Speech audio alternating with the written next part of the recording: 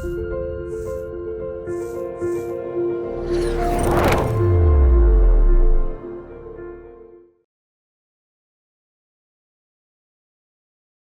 చేసుకొని దేవుని వాక్య పరిచయంలోనికి ముందుకు వెళ్దామండి. మిక్కిలిగా ప్రేమించు మా కన్న తండ్రి,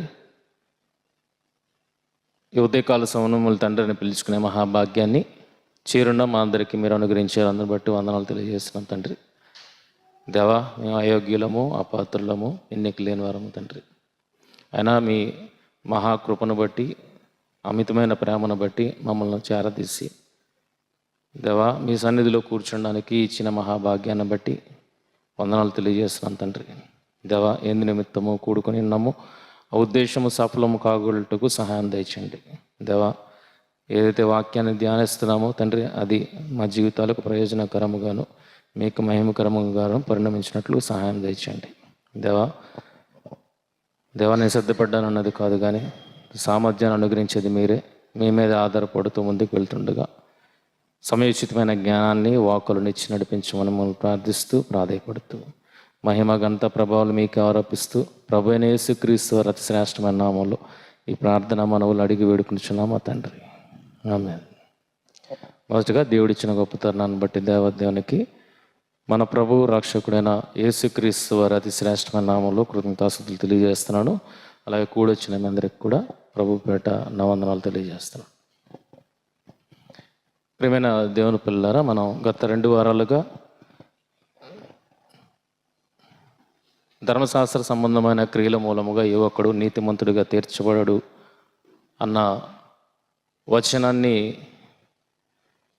తీసుకొని మనం నీతిమంతులను గురించి ఆలోచిస్తున్నప్పుడు అనేకమైన విషయాలను మనం ధ్యానించుకున్నాం. ఈరోజు కూడా కొన్ని విషయాలను ధ్యానించుకోవడానికి మనం ప్రయత్నం చేద్దాం. రోమపత్రిక 4వ అధ్యాయము 3వ వచనాన్ని మనం చూడగలిగితే, లేఖనం ఏమి చెప్పుచున్నది? అబ్రహాము దేవుని నమ్మెను, అది అతనికి నీతిగా ఎంచబడెను. అది నీతిగా ఎంచబడిన అబ్రహాముకి. నీతిగా ఎంచబడడం ఏంటి? నీతి అంటే ఏంటి? నీతి అనగానే చాలామంది ఏమనుకుంటారంటే అది నైతికత, మనిషి యొక్క నైతిక స్వభావం, నైతికత అన్న మాట మాట్లాడతారు. కానీ బయట నీతి అనేది మనం అవసరం లేదు, కానీ వాక్యంలో నుండి దేవుడు నీతి అనేది ఏ వివరణ ఇస్తున్నాడు, ఏ నిర్వచనం ఇస్తున్నాడో దాన్ని పట్టుకోవడానికి మనం ప్రయత్నించాలి. అయితే ఈ నీతి అబ్రహాముకి ఎంచబడింది అన్న విషయాన్ని చదువుకుంటున్నాం. అబ్రహాముకి దేవుడు నమ్మెను, అతనికి నీతిగా ఎంచబడెను. తర్వాత చూడగలిగితే ఫిలిప్పీలకు రాసిన పత్రిక 3వ అధ్యాయం 9వ వచనం, క్రీస్తుని సంపాదించుకొని ధర్మశాస్త్రం మూలమైన నా నీతిని గాక క్రీస్తునందలి విశ్వాసము వలన నీతి, అనగా విశ్వాసమును బట్టి దేవుడు అనుగ్రహించు నీతి గలవాడనై ఆయన యందు అగుపడు నిమిత్తము. ఇక్కడే ఉంది నీతిగా ఎంచబడిన ఉంది. ఇక్కడికి వచ్చినప్పటికి ఏమంటున్నాడు? విశ్వాసమును బట్టి దేవుడు అనుగ్రహించు నీతి గలవాడాయి. ఏంటి అనుగ్రహిస్తున్నాడు? ఏంట నీతి? ఇందాక అబ్రహాము నమ్మాను, దేవుడు నమ్మాను, అది అతనికి నీతిగా ఎంచబడు. నీతిగా ఎంచబడడం ఏంటి? నీతిని అనుగ్రహించడం ఏంటి? ఇంకా మనం చూడగలిగితే ఫిలిప్పీలకు రాసిన పత్రిక 12వ వచనము 3:12, ఇదివరకే నేను గెలిచితినని అయినను, ఇదివరకే సంపూర్ణ సిద్ధి పొందితినని అయినను నేను అనుకుంటలేదు, కానీ నేను దేని నిమిత్తము క్రీస్తు యేసు చేత పట్టబడితేనో దానిని పట్టుకొనవలనని. దేనిని పట్టుకోవాలని? ఏదైతే అనుగ్రహించాడో దాన్ని పట్టుకోవాలని. అర్థమవుతుందా? 9వ వచనంలో ఏం చదువుకున్నాం? దేవుడు అనుగ్రహించిన నీతి, విశ్వాసమును బట్టి దేవుడు అనుగ్రహించి నీతి గలవాడనే అని ఉంది. కిందకు వచ్చినప్పుడు నేను దేని నిమిత్తము క్రీస్తు యేసు చేత పట్టబడితేనో దానిని పట్టుకొనవలనని పరిగెత్తుచు. నీతిని పట్టుకోవడం ఏంటి? ఆలోచిస్తున్నారా? రావట్లేదు డౌట్లు ఏమని? నీతి అనగానే ఒక్కొక్క మాట మీద మనం స్థిరపడ్డాం కదా, కానీ నీతి అంటే ఇక్కడ వేరుగా కనబడుతుంది. అబ్రహాము దేవుని నమ్మును, అది అతనికి నీతిగా ఎంచబడెను. నీతిగా ఎలా ఎంచబడింది, నీతి అంటే ఏంటి అనేది మన అబ్రహాము సందర్భాన్ని తీసుకొని మనం ముందుకు వెళ్ళడానికి ప్రయత్నం చేద్దాం. అబ్రహాం సందర్భంలోనే నీతి అన్నది ఎలా చూపిస్తున్నాడు అన్న విషయాన్ని మనం అర్థం చేసుకోగలిగితే యాకోబు పత్రిక 2వ అధ్యాయం 21వ వచనము. యాకోబు పత్రిక 2వ అధ్యాయం 21వ వచనము.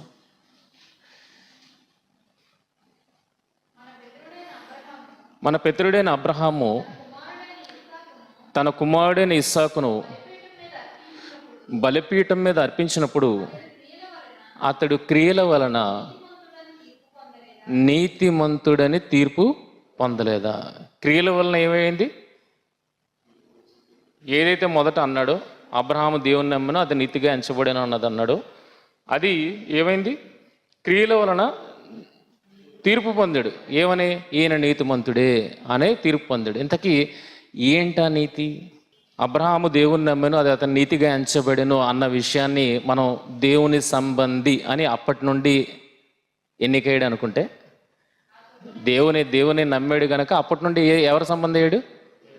దేవుని సంబంధి. ఎందుకంటే అది ధన్యవచనము కింద మాట్లాడుతున్నాడు. రోమపత్రిక 4వ అధ్యాయం 3వ వచనంలో మీరు చూడగలిగితే ఆ 3వ వచనంలో ఏముంది చదవండి కిందకి. లేఖనం ఏమి చెప్తున్నది? అబ్రహాము దేవుని నమ్మెను అది నీతిగా ఎంచబడెను. అంటే నార్మల్గా మాట ఉంది, కానీ కిందను కూడా కనెక్ట్ చేసుకుంటే అది ఎలా ఉందో చూడండి. ఆ ప్రకారమే క్రియలు లేకుండా దేవుని ఎవరిని నీతిమంతుడిగా ఎంచునో ఆ మనుషుడు ధన్యుడని దావీదు కూడా చెప్పుచున్నాడు. ధన్యత, నీతిగా ఎంచబడడం అనేది సింపుల్ విషయం కాదు. అదేంటి? గొప్ప ధన్యత. అది ఎలాగ ధన్యత అయిపోయింది? దేవుణ్ణి నమ్మడం అనేది ఎలా గొప్ప ధన్యత అయిపోయింది? తర్వాత కూడా చూడగలిగితే తన పాపములకు ప్రాయశ్చిత్తం పొందినవాడు ధన్యుడు.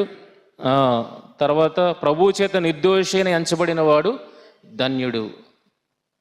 నీతిగా ఎంచడం అనేది సింపుల్ విషయం అనేది కాదు. అది అందులో ఏమున్నది? ధన్యత అనేది కూడుకుని ఉన్నది.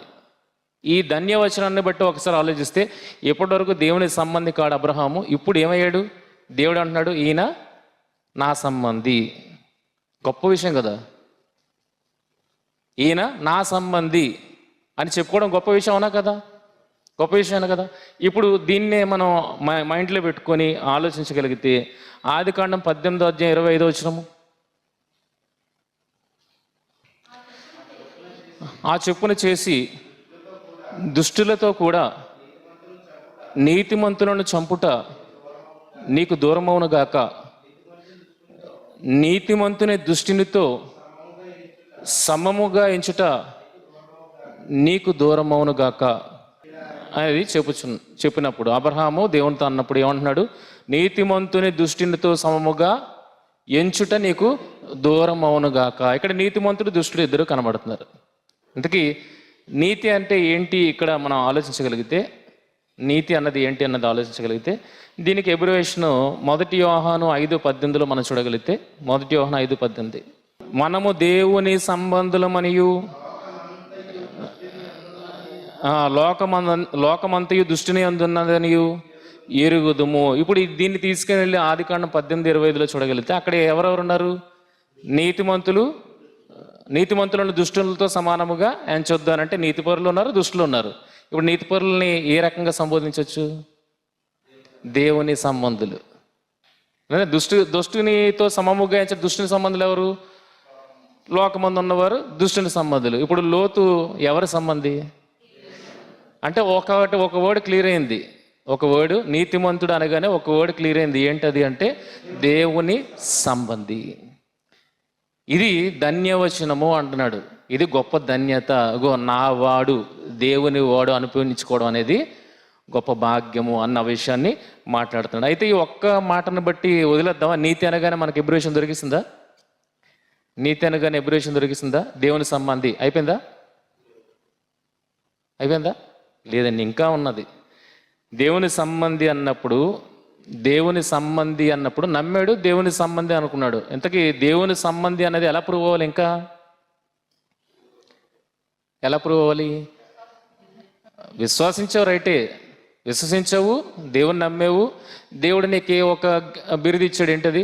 నువ్వు నా సంబంధివి అని బిరుదు ఇచ్చాడు. అది ధన్యవచనం అంటున్నాడు.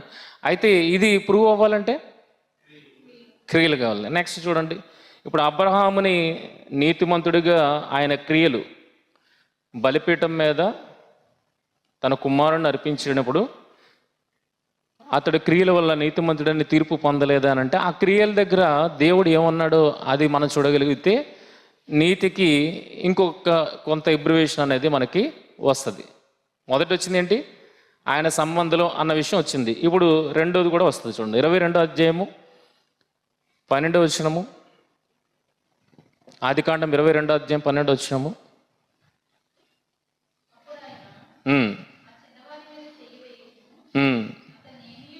అతన్ని ఏమీ చేయకము, నీకు ఒక్కడే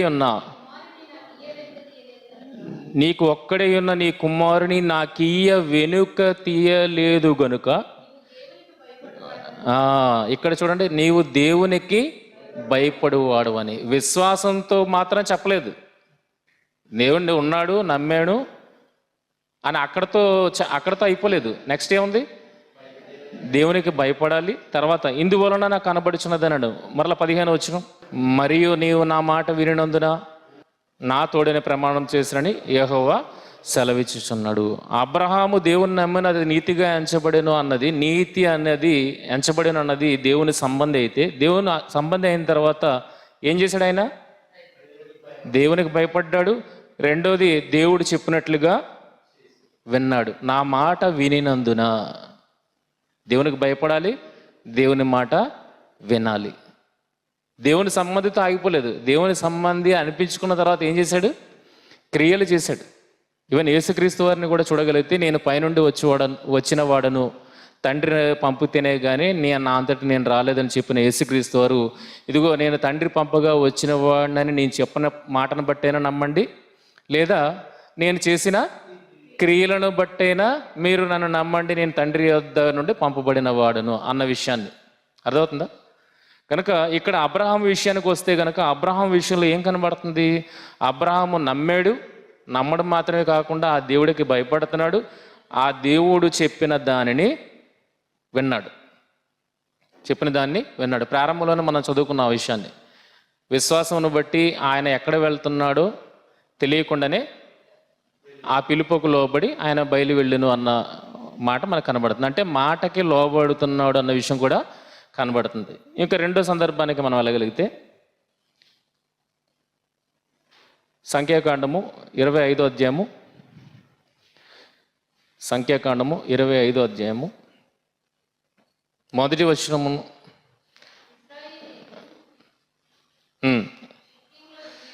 సిట్టీములు దిగి ఉండగా ప్రజలు,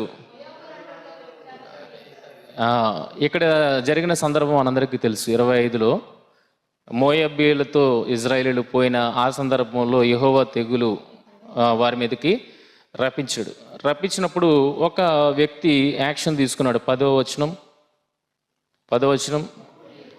అప్పుడు యెహోవా మోషేకు ఇలాగ ఆజ్ఞించెను, యాజకుడైన అహరోను మనుబడును ఎలియాజరు కుమారుడైన ఫినెహాసు వారి మధ్యను నేను ఓర్వలేని దానిని తాను ఓర్వలేక పోవుట వలన. ఎవరు ఓర్వలేదండి? దేవుడు ఓర్వలేని కార్యాన్ని ఎవరు కూడా ఓర్వలేకపోయాడు? ఫినెహాసు ఓర్వలేకపోవుట ఇజ్రాయెల్ మీద నుండి మళ్ళించెను. అంటే ఇజ్రాయెల్ మీద నుండి యెహోవా కోపను మళ్ళించింది ఎవరు? ఫినెహాసు. గనుక నేను ఓర్వలేకుండి ఇజ్రాయెల్ నశింపజేయలేదు. కాబట్టి నీవు అతనితో ఇట్లనుము, అతనితో నేను నా సమాధాన నిబంధనను చేయించున్నాను, అది నిత్యమైన యాజక నిబంధనగా అతనికిని అతని సంతానమునకు కలిగి ఉండి, ఎలాగా అతడు తన దేవుని విషయమందు ఆసక్తి గలవాడై ఇజ్రాయెల్ నిమిత్తము ప్రాయశ్చిత్తము చేసెను. దేవుడు కలుగు చేసుకోక ముందే ఎవరు కలుగు చేసుకున్నారు? ఎందుకంటే దేవుడికి ఏదైతే నచ్చలేదో అది ఎవరికి కూడా నచ్చలేదు, ఫినెహాసు కూడా నచ్చలేదు. ఇక దేవుడు యాక్షన్లోనే దిగక ముందే ఆయన యాక్షన్లో దిగిపోయాడు.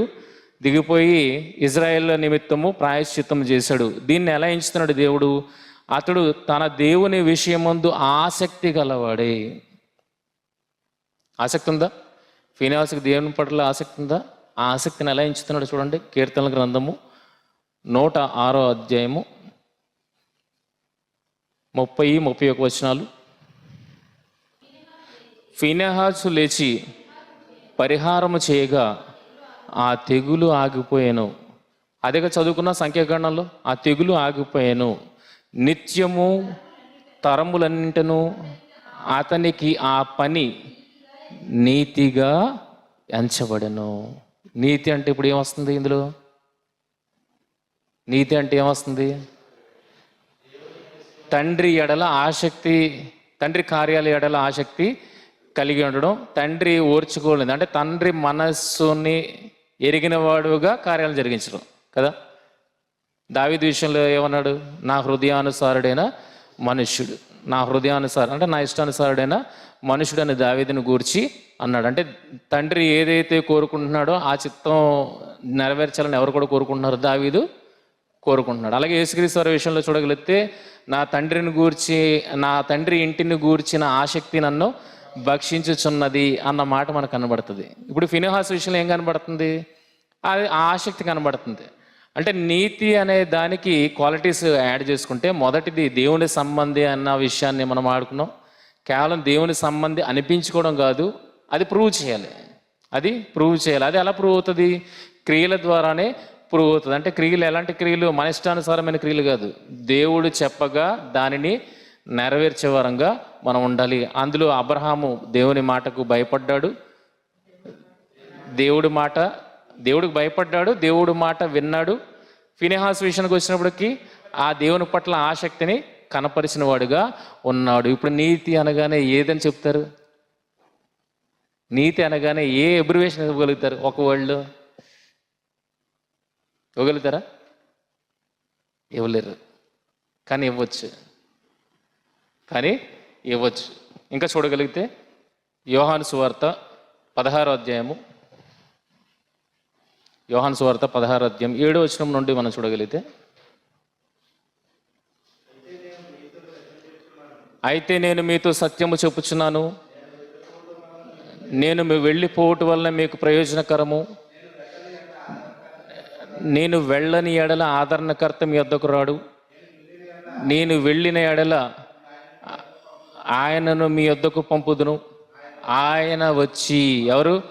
పరిశుద్ధాత్మ వచ్చి పాపమును గూర్చియు నీతిని గూర్చియు తీర్పును గూర్చియు లోకమును ఒప్పుకొన చేయను.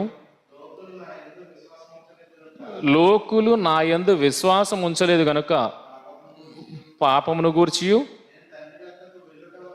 నేను తండ్రి వద్దకు వెళ్ళుట వలన మీరిక నన్ను చూడరు గనక నీతిని గూర్చి. చాలమ్మా. నీతి అన్నదానికి ఎవరిని చూపెట్టాలి? ఇప్పుడు నీతి అన్నదానికి ఇప్పుడు ఎబ్రేషన్ తెలుసుకోవాలంటే ఎవరిని చూడాలి? ఆయన ఏమంటున్నాడు? డైరెక్ట్గా ఏమంటున్నాడు యేసుక్రీస్తు వారు? నేను తండ్రి వద్దకు వెళ్ళుట వలన మీరిక నన్ను చూడరు గనక నీతిని గూర్చి అంటూ నీతికి నిలువెత్తు నిదర్శనంగా ఎవరు కనబడుతున్నారు? యేసుక్రీస్తు. అవునా? నిలువెత్తు నిదర్శనంగా ఎవరు కనబడుతున్నారు? యేసుక్రీస్తు వారు కనబడుతున్నారు. ఇప్పుడు యేసుక్రీస్తు వారు లేరు గనక పరిశుద్ధాత్మ వచ్చి నీతిని గూర్చి, ఆ క్యారెక్టర్ని గూర్చి మీరు నాకు చెప్తుంది. ఏంటది? ఏం చెప్తుంది నీతిని గూర్చి? మొదటిది ఏం చిన్నారు చదువుకున్నాం.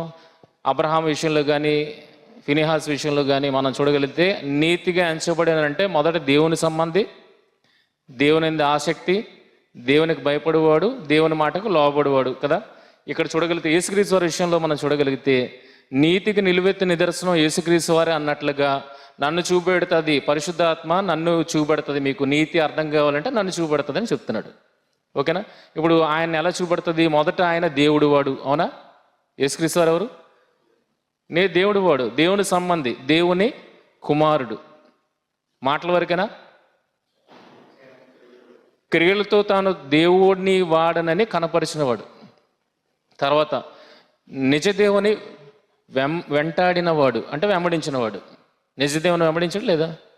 ఆయన జీవిత కాలంలో ఆయన ప్రతిదీ ఎవరి చిత్తానుసారంగా జరిగించడానికి ట్రై చేశాడు.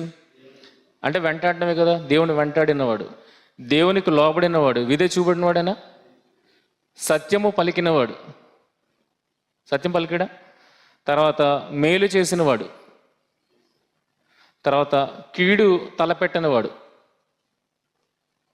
ఆయనలో కీడు లేదు, ఆయన కీడు ఎవరికి తలపెట్టలేదు. తర్వాత దుర్నీతిని ద్వేషించేవాడు ఉందా? తర్వాత దేవుని ప్రకటించినవాడు, దేవుని ప్రకటించాడా? తర్వాత దేవుని యందు ఆసక్తి కలిగినవాడు. మొత్తానికి ఏమొస్తుంది ఇక్కడ? మొత్తానికి నీతి అనగానే ఏం చూపడుతుంది? క్రీస్తుని చూడమా. క్రీస్తులో ఏం కనబడుతుంది? క్రీస్తులో ఏం కనబడుతుంది? దేవ స్వభావము, దేవ స్వభావము. ఇప్పుడు అబ్రహాము దేవుని నమ్మను, అది అతనికి నీతిగా ఎంచబడిన అని అన్నప్పుడు అబ్రహాముని దేవుడు ఏమన్నాడు? నావాడు అన్నాడు. నావాడి దగ్గర నుండి ఎక్కడికి వెళ్ళిపోయాడు తెలుసా? నేను అబ్రహాము దేవుణ్ణి అన్నాడు. నమ్మిన దగ్గర అబ్రహాం నావాడని అక్కడ ఇచ్చాడు. కానీ అబ్రహాం విశ్వాసం పరిపూర్ణమైనప్పుడు అప్పుడేమంటున్నాడు? నేను అబ్రహాం దేవుణ్ణి అన్నాడు. చూడండి ఎంత డిఫరెన్స్ వచ్చిందో మాటలో. నావాడని చెప్పుకున్నాడు, లాస్ట్కి వెళ్ళినప్పటికీ నేను అబ్రహాం వాడను. ఎంత వేరియేషన్ వచ్చింది చూడగలిగితే. అది ఆ దేవ స్వభావమునందు పరిపూర్ణతను సాధించడం. దేవుని సంబంధి అవడం వేరు, దేవుని స్వభావం మందు పాలివారు అవడం వేరు. గనక యేసుక్రీస్తులో మనకేం కనబడుతుంది?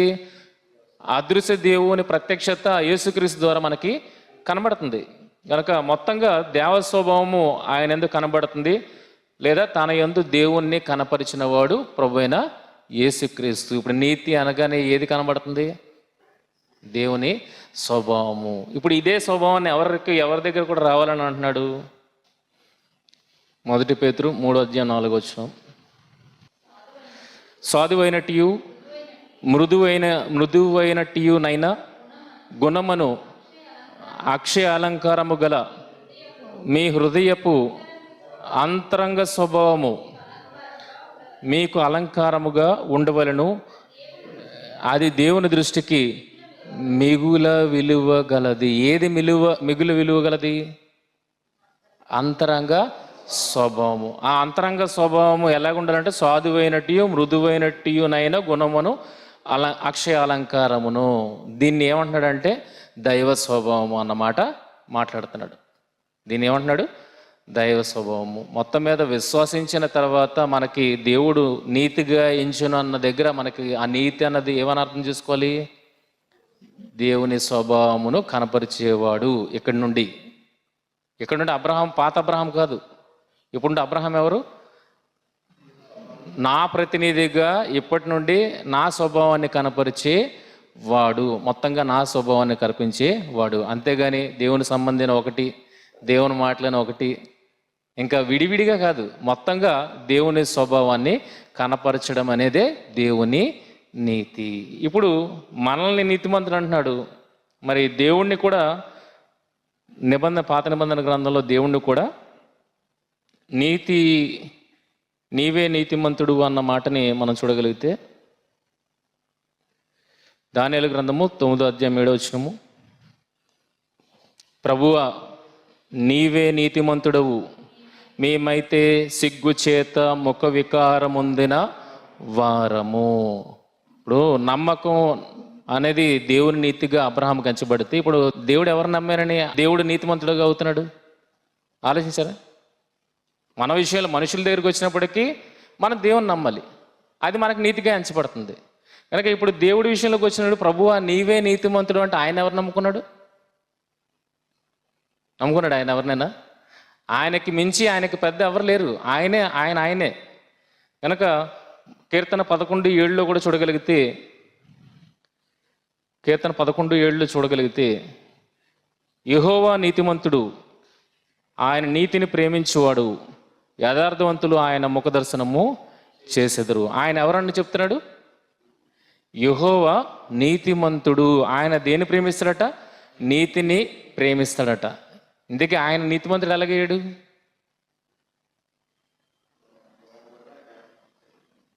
స్వభావం. మళ్ళా మనం అందుకనే నీతి అనేది స్వభావం అని ఎప్పుడైతే అర్థం చేసుకున్నామో, ఇప్పుడు ఆ స్వభావాన్ని బట్టి మనం దేవుడికి అసలు నీతి ఎలా ఆపాదించబడుతుంది? ఆయన ఎవరు నమ్ముకున్నాడు? నమ్ముకోలేదు కదా. అయితే అక్కడ ఏమంటున్నాడంటే, ఆయన నమ్ముకోకపోయినా ఆయన నీతిమంతుడు అన్నది ఎలాగ వస్తుంది అన్న విషయాన్ని చూడగలిగితే, ఆయన తన్ను తాను ఎరుగనన్నాడు అన్న మాట మనకి ఇక్కడ కనబడుతుంది. 2 తిమోతి 2:13 2 తిమోతి 2:13 మనము నమ్మదగని వారమైనను ఆయన నమ్మదగిన వాడుగా ఉండును, ఆయన తన స్వభావమునకు విరోధముగా ఏదియు చేయలేడు. ఇన్ బ్రాకెట్స్ ఏముంది చూడండి కిందన, ఆయన తన్ను తాను ఎరుగ అనలేడు. అంటే ఆయన స్వభావానికి విరుద్ధంగా ఏది చేయలేడు. ఆయన స్వభావమే ఆయనకి ఏమి ఆపాదిస్తుంది? నీతిని ఆపాదిస్తుంది. ఆయన స్వభావమే ఆయనకి ఏం ఆపాదిస్తుంది? నీతిని ఆపాదిస్తుంది. కనుక ఆయన నీతిమంతుడు. అలాగే మనల్ని కూడా నీతిమంతులుగా తీర్చడానికి ఆయన ప్రయత్నిస్తున్నాడు. అంటే ఏది రావడానికి? నీతిమంతులుగా తీర్చడం అంటే ఏది రావడానికి? ఆయన దైవ స్వభావం మనలో రావడానికి ఆయన మనలో ప్రయాసపడుతున్నాడు అన్న విషయాన్ని మనం అర్థం చేసుకోవాలి. కాబట్టి అబ్రహాము దేవుని నమ్మెను, అది అతనికి నీతిగా ఎంచబడినను, లేఖనము నెరవేర్చబడి ఉన్నదని యాకోబు పత్రిక 2:23 మనం చదువుకోగలుగుతాం. అబ్రహాము దేవుని నమ్మెను, అది అతనికి నీతిగా ఎంచబడిన, అది ప్రారంభం మాట. అయితే క్రియ ద్వారా అది ఏమైపోయింది? నెరవేర్పులోనికి వచ్చింది. క్రియ ద్వారా అది ఏమైపోయింది? నెరవేర్పులోనికి వచ్చింది అన్న విషయాన్ని చెప్తున్నాడు యాకోబు 2:23. కాబట్టి అబ్రహాము దేవుని నమ్మెను, అది అతనికి నీతిగా ఎంచబడిన లేఖనము నెరవేర్చబడెను. ఉట్టి మాటగా లేదు, అది ఇప్పుడు ఎలాగైపోయింది? నిజమైంది. అంటే నా సంబంధి అని చెప్పుకున్న అబ్రహాం విషయంలో అబ్రహాము తన విశ్వాసాన్ని ఎంతవరకు ఎదిగించుకున్నాడంటే, తనలో దైవ స్వభావాన్ని కనపరుచుకునేవాడుగా ఎదిగించుకున్నాడు. గనక ఆ ప్రకారము లేఖనం ఏమైంది? నెరవేరినట్లు అయింది అన్న విషయాన్ని చెప్తున్నాడు. కనుక మనలో ఏం కావాలనుకుంటున్నాడో ఒకసారి చూడగలిగితే 2 పేతురు 1:4 2 పేతురు 1:4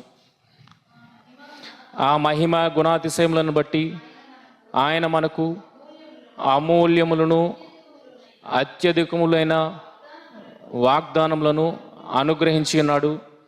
దురాశను అనుసరించుట వలన లోకమందున్న భ్రష్టత్వమును ఈ వాగ్దానముల మూలముగా మీరు తప్పించుకొని దేవ స్వభావమునందు పాలివారగునట్లు వాటిని అనుగ్రహించను. వేటిని అనుగ్రహించాడు?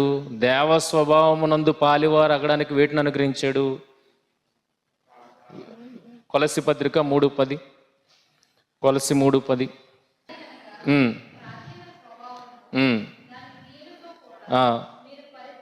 పరిత్యజించి జ్ఞానము కలుగు నిమిత్తము దానిని సృష్టించిన వాని పోలిక చొప్పున నూతన పరచబడుచున్న నవీన స్వభావమును ధరించుకొని ఉన్నాము. నావాడు అన్న దగ్గర నుండి మీకేం స్టార్ట్ అయిపోయింది? నవీన స్వభావం స్టార్ట్ అయింది. ఆ నవీన స్వభావం ఎక్కడికి తీసుకెళ్ళాలి? మనం దైవ స్వభావానికి తీసుకెళ్ళాలి. ఎందుకంటే ప్రాచీన స్వభావం అది కాదు. ప్రాచీన స్వభావం ఎవరిది? దుష్టుడిది. అది దుష్టుడి స్వభావం. దాన్ని ఏం చేశారు? పరిత్యజించారు. దాన్ని మీ నుండి దూరం చేసి పక్కన పెట్టేశారు. ఇప్పుడు దేవుడు ఒక నవీన స్వభావమును మీకు ఇచ్చాడు. అది ఎలా మార్చాలని తాపత్రయపడుతున్నాడు ఆయన? మిమ్మల్ని నీతిమంతులుగా తీర్చడానికి. అంటే ఏంటి?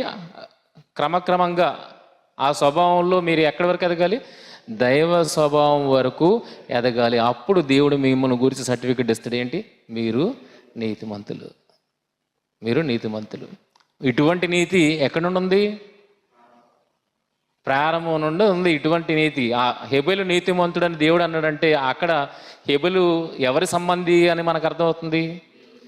ఆయన క్రియలు ఎవరిని బట్టి నీతి క్రియలు అని ఎంచబడ్డాయి? దేవునికి మాటకు లోబడే ఆ అర్పణ అర్పించాడు అన్న విషయం మనకు అర్థమవుతుంది. కనుక ఆయన క్రియలు నీతి గలవియు అని అన్నాడు. ఎవరికి లోబడిచ్చాడు? అది దేవుని మాటకు లోబడిచ్చాడు. కానీ కయ్యను దేవుని మాటకు లోబడలేదు. తన ఇష్టాన్ని, తన స్వనీతిని నెరవేర్చడానికి ప్రయత్నం చేశాడు, అది దేవుడికి నచ్చలేదు. అంటే ప్రారంభం నుండి ఏమున్నది? దేవుని సంబంధాలు ఉన్నారు, దేవునికి లోబడి నడుచుకున్న వాళ్ళు ఉన్నారు. నోవహు విషయంలో ఏమన్నాడు? ఈ తరము వారిలో నీవే నీతిమంతుడు అని అంటే ఎవరికి విధేయుడి అన్నాడు? దేవుని ఆజ్ఞ కొరకు ఎదురు చూస్తున్నవాడుగా మనకు కనబడుతుంది. అందుకే అప్పటి వరకు పెళ్లి చేసుకోలేదు, దేవుడు వచ్చినంత వరకు పెళ్లి చేసుకోలేదు. ఎందుకంటే ఆ పిల్లలకనే ప్రక్రియ చూస్తుంటే అది దేవుడు ఆశీర్వాదంగా ఆయనకు అనిపించలేదు. అంతే కదా, ఏమైపోయింది?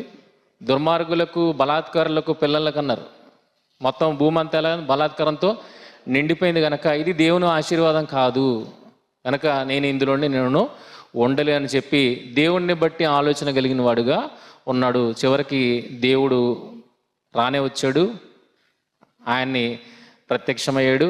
ఇదిగో ఈ వాడ సిద్ధం చెయ్యి అన్నప్పుడు వాడకి సహకారులుగా తన కుటుంబ సభ్యులే నిలబడ్డారు. అంతే కదా, ఆ కుటుంబమే వాడికి బయటకు వచ్చింది. కనుక నీతిమంతులు లేరు అనడం లేదు. ప్రారంభం నుండి దేవుడు తన వారు ఉండాలనే ఆశపడి లోకాన్ని ఉంచాడు. అలాంటిది వాళ్ళే లేరు అనుకుంటే లోకం ఎందుకు? బొత్తిగా లోకాన్ని తీసేవచ్చు కదా. కనుక ప్రతి తరంలో కూడా ఆయనకి లోబడి భయపడేవారు ఉన్నారు. ఒకవేళ లేరు అనుకుంటే ఈ భూమే ఉండదు. అదే మీకు ఫైనల్ జడ్జిమెంట్, నిదర్శనం అదే. కనుక భూమి అనేది ఉన్నది, అనేక ప్రాంతాలు ఇంకా క్షేమంగా ఉన్నాయంటే దేవునికి లోబడి ఆయనకు భయపడి ఆయనకు విధేయులైన వారు ఉన్నారు అన్న విషయాన్ని మనం అర్థం చేసుకోవాలి. కనుక విశ్వాసము ద్వారా ఏమైంది? అబ్రహాము దేవుని నమ్మాను, అది అతనికి నీతిగా ఎంచబడిను అని విశ్వాస ఫలమును గురించి మనం మాట్లాడుకున్నాం కదా. ఎంత? హెబ్రీ పత్రిక 11:6 11:6 విశ్వాసం లేకుండా దేవునికి ఇష్టడే ఎండుట అసాధ్యము. దేవుని యొద్దకు వచ్చేవాడు ఆయన ఉన్నాడనియు తన్ను వెదుకు వారికి ఫలము దయచేవాడనియు నమ్మవలను. ఫలము దయచేయడానికి ఆయన వెతకడానికి మధ్యన ఒకటి ఉంది. ఫలము పొందడానికి ఆయన వెతకడానికి మధ్యన ఒకటి ఉంది. ఇదంతా కూడా విశ్వాసంలోనికి వస్తుంది. ఈ విశ్వాసాన్ని బట్టే ఆయన నీతిమంతుడిగా తీర్చబడ్డాడు అన్నప్పుడు మనం వెతకడం వరకు బాగానే ఉంది. ఈయన నిజమైన దేవుడు ఉన్నాడు అని నమ్ముతున్నాం, ఫలం దయచేస్తాడని నమ్ముతున్నాం. మధ్యలో ఒకటి ఉంది, అదే ఈరోజు సమాజం మిస్ అయిపోతుంది. వెతకిన వాడు వెంటాడాలో వద్దా? ఇప్పుడు నాకు రోగం ఉన్నది, ఆ రోగం నయం కావడానికి అనేక మంది డాక్టర్లని తిరుగుతున్నాను. అంటే ఏంటి? ఏ డాక్టర్ దగ్గరికి వెళ్ళా బాగుపడట్లేదు కనుక ఇంకా నేను డాక్టర్ని వెతుకుతున్నప్పుడు ఆ వెతుకులాటలో ఒక మంచి బెస్ట్ డాక్టర్ దొరికాడు. వెతకడం వల్ల వచ్చిందా లేదా? రిజల్ట్ వచ్చింది. ఇప్పుడు డాక్టర్ని ఎతికేసాడు, అయిపోయిందా? రోగం అయిపోద్ది డాక్టర్ని ఎతికిస్తే? మొదట ఆయనకి పేషెంట్ అవ్వాలి. నువ్వు మొదట ఆయనకి పేషెంట్ అవ్వాలి. నెక్స్ట్ ఏమవ్వాలి? ఆయన ఇచ్చిన ప్రిస్క్రిప్షన్ని నువ్వు ఫాలో అవ్వాలి. రెగ్యులర్గా ఆ డాక్టర్ విజిలెన్స్లో నువ్వు ఉండాలి. అవునా? అప్పుడు మొదట ఎలాగుంటుంది బంధం? ఆమె నా డాక్టరు, నేను ఆమె పేషెంట్ని కదా. మన ట్రీట్మెంట్ ఆవిడ విజిలెన్స్లో అయిపోయిన తర్వాత, రికవరీ అయిన తర్వాత ఆవిడేం చెప్పుకుంటుంది? ఆలోచించండి. కనుక ప్రారంభం ఎలాగున్నది, ముగింపు ఎలాగున్నది, మధ్యలో ఏం చేసాం? ఫలం వచ్చింది. రోగం ఉన్నది, చివరికి ఫలం వచ్చింది. మధ్యలో వెతుకులాట జరిగింది. ఆ ఫలం పొందడానికి వెతుకులాటకి మధ్యన ఏముంది? కంటిన్యూస్ ఫాలోఅప్ ఉంది. కనుక దేవుణ్ణి కూడా మనం ఏం చేయాలంటే వెంటాడాలి. వెతకం బాగానే ఉంది, నిజ దేవుణ్ణి వెతకినప్పుడు అయిపోయిందా? వదిలేస్తామా? వెంటాడాలి. ఆయన ఏం చెప్తాడు, ఆయనకి ఎలా లోబడాలి, ఆయనకి ఎలా విధేయుడిని అవ్వాలి. కనుక ఈ వెంటాడే విధానం లేకపోతే ఫలం అనేది రాదు. వెతకడానికి ఫలము పొందడానికి మధ్యనే ఉంది, ఆయన్ని వెంటాడడం అనేది ఉంది. కనుక దాన్ని వదిలిపెట్టేస్తున్నాం. మనం విశ్వసించాం కదా, మనకెందుకు ఫలం రాదు అని అనుకుంటున్నాం. కానీ మధ్యలో ఉన్నది ఏంటి? ఆయన్ని వెంబడించడం అనేది ఉంది. అందుకే యేసుక్రీస్తు వారు నన్ను వెంబడించండి అన్నారు శిష్యుల్ని. ఫలం కావాలి కదా, నిత్యం కావాలి కదా. విశ్వసించారైతే నిత్యం కావాలంటే నన్ను వెంబడించు. వెంబడించు. అబ్రహాము ఆ రకంగానే వెంబడించాడు, మిగిలిన భక్తులందరూ ఆ రకంగానే వెంబడించారు గనక దేవుడు వారిని నీతిమంతులుగా తీర్చాడు అన్నప్పుడు, మరి మనం నీతిమంతులుగా తీర్చబడాలంటే విశ్వాసం ఓకే, కానీ విశ్వాసానికి ఆ నీతిమంతులుగా తీర్చబడడానికి మధ్యన మనం ఏముంది? దేవుణ్ణి విడిచిపెట్టకూడదు, దేవుణ్ణి పట్టుకునే మనం ముందుకి సాగాలి. ఇది ఎక్కడికి లీడ్ చేస్తుంది? మళ్ళీ నీతికి లీడ్ చేస్తుంది, దైవ స్వభావానికి లీడ్ చేస్తుంది. అర్థమవుతుందా? కనుక నీతి అంటే ఏం నేర్చుకున్నా ఈరోజు? ఒక్కొక్క ఎగ్జాంపుల్ కాదు, దైవ స్వభావాన్ని కనపరచడమే నీతి. అంతేనా? అంతేనా? ఇంకేమైనా డెబరేషన్? కనుక అటువంటి నీతిని దేవుడు మనకి ఆపాదించడానికి ప్రయత్నం చేస్తాడు. కనుక ఆ ప్రయత్నంలో మనం సఫలం కావాలంటే దేవుణ్ణి అంటిపెట్టుకొనే మనం దీన్ని సాధించగలం తప్పితే దేవుణ్ణి విడిచిపెట్టి దీన్ని సాధించలేము అన్న విషయాన్ని ఈ సందర్భంగా మీకు తెలియపరుస్తూ నా మాటలు ముగిస్తాను. ప్రార్థన చేసుకుందాం. మూలమిక్కులుగా ప్రేమించు మా కన్న తండ్రి దేవా, సరైన నిర్వచనాన్ని మీ వాక్యం ద్వారా మీ మాటలకు మాకు అనుగ్రహించి దేవా అర్థం చేస్తున్న విధానాన్ని బట్టి వందనాలు తెలియజేస్తున్నాము. ఎంత మేరకు మేము అర్థం చేసుకున్నామో అర్థం చేసుకున్న మేరకు తండ్రి మేము ప్రవర్తించగలుగుటకు సహాయం తెచ్చండి దేవా. ఇంకను తండ్రి అర్థాన్ని తెలియక విపరీత అర్థాలకు వెళ్ళిపోతున్న సమాజాన్ని దేవా మీ వాక్యముతో తండ్రి వారిని ఖండించి సత్యమైన మార్గమునకు తీసుకురావడానికి దేవా ఈ మాటలు దోహదపడేలాగున సహాయం తెచ్చండి. ప్రజల మధ్యకు విరివిగా వెళ్ళగలుగుటకు కృప చూపించండి. అలాగే మీ జ్ఞానమందు తరఫీదు పొందుతున్న మీ పిల్లలను కూడా జ్ఞాపకం చేసుకునండి. నేర్చుకున్నది వృధాగా పోకుండా దేవా వారిలో ఫలింపుకు అలాగే ఇతరుల ఫలింపుకు కూడా అది కారణం కాగలుగుటకు సహాయం దయచేయమని మిమ్మల్ని ప్రార్థిస్తూ ప్రాధాయపడుతూ ఇప్పటివరకు మీరు తోడుగా ఉండి నడిపించి సమయోచితమైన జ్ఞానాన్ని ఇచ్చారని మేము నమ్ముతూ మీకే మహిమను ఆపదిస్తూ ప్రభువైన యేసుక్రీస్తు వారి శ్రేష్టమైన నామములో ఈ ప్రార్థన మనల్ని అడిగి వేడుకుంటున్నాము తండ్రి. ఆమేన్.